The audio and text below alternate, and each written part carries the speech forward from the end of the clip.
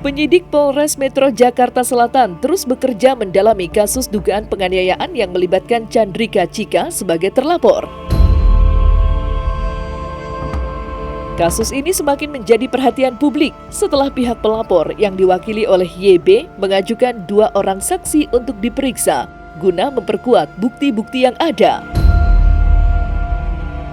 Menurut informasi yang diperoleh, saksi-saksi tersebut diduga berada di lokasi kejadian saat insiden penganiayaan terjadi. Kehadiran mereka diharapkan dapat memberikan gambaran yang lebih jelas tentang kronologis peristiwa dan membantu penyidik menentukan langkah hukum berikutnya. Kalau update-nya ya masih tahap penyelidikan, ya kan? Yang saya tahu mungkin untuk pemeriksaan saksi harusnya ada hari ini, tapi salah satu saksi berhalangan. Makanya kami persilakan penyidik untuk menggali, mencari mungkin saksi-saksi lain yang ada di TKP waktu kejadiannya. Kalau di TKP yang saya ini 3 kali ya, ini saudara berapa? 2. Yang dampingi? 2 sih, kita ngajuin saksi, 2 saksi. Cuman karena berhalangan hadir, mungkin nanti ada ditanyakan aja sama pihak Polres Jakarta Selatan. Kapan lagi ada pemanggilan lagi saksi? Kapan gitu loh. Karena yang tahu sebenarnya penyidik. Kalau saya cuma tahu aturan hukumnya aja. Biasanya kalau sudah pemeriksa saksi dari saudari YB yang ada di TKP, ya kemungkinan nanti akan terlapor. Pemanggilan terhadap terlapor. Nah itu mungkin yang rekan-rekan media baru bisa dapat informasi yang lebih jelas dan akurat. Yang ada pada saat kejadian. Iya, terekam ya, CCTV.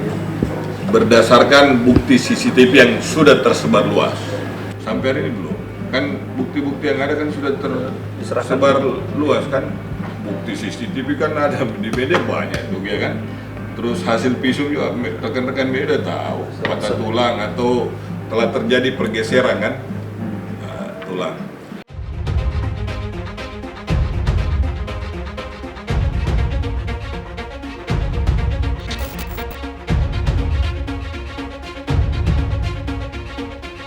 YB yang diduga menjadi korban penganiayaan oleh Chandrika Cika hingga kini masih dalam tahap pemulihan setelah mengalami luka serius.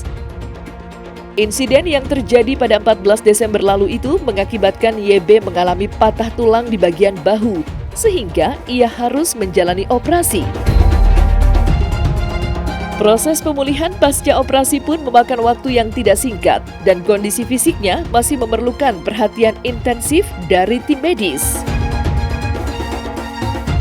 Namun, dampak yang dirasakan YB tidak hanya pada fisiknya. Kuasa hukum YB mengungkapkan bahwa kliennya kini juga mengalami trauma psikologis yang cukup mendalam. Trauma tersebut membuat YB merasa sulit untuk bertemu dengan banyak orang atau beraktivitas seperti biasa. Meski sempat ada ajakan untuk mediasi, pihak YB merasa perlu melanjutkan laporan ini agar kasusnya bisa diselesaikan secara objektif dan transparan. Lantas, benarkah pihak keluarga YB telah menutup pintu damai terhadap Cika?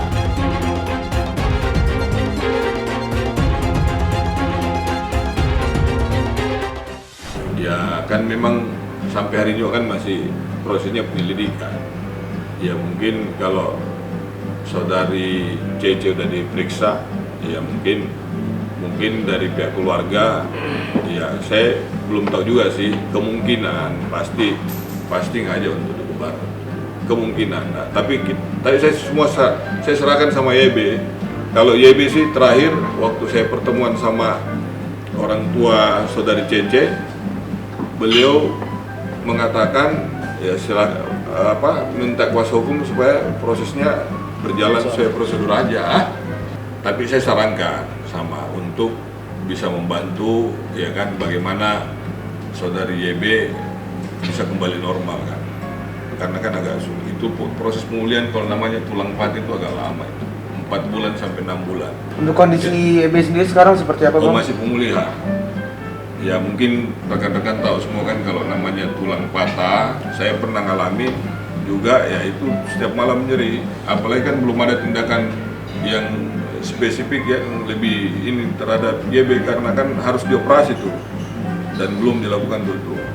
Belum lagi istirahat aja. Mungkin kalaupun ini saya sarankan untuk bisa tempat-tempat rekreasi untuk bisa hibur dirinya kan. Tapi yang jelas kalau untuk tulangnya sendiri masih seperti yang rekan-rekan media tahu semua bahwa terjadi pergeseran atau patah tulang.